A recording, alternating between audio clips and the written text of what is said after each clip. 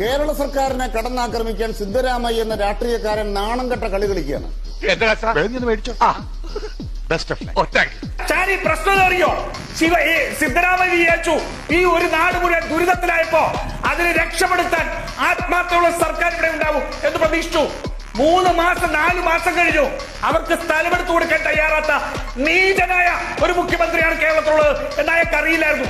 അതുകൊണ്ട് പറഞ്ഞു ഞങ്ങൾ പണം മുടക്കി മേടിച്ചു തരാം എന്ന് പറഞ്ഞു. അപ്പോഴും അദ്ദേഹത്തെ അപമാനിക്കുക.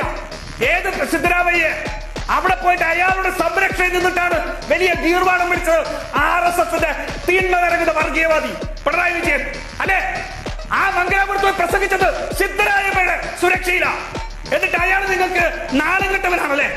അയാൾക്ക് നിങ്ങൾക്ക് വർഗവഞ്ചകനാണല്ലേ? വർഗവഞ്ചകൻ പിണറായി വിജയൻ. എവിടെ പോണു? തൊണ്ട വെള്ളം കുടിക്കും.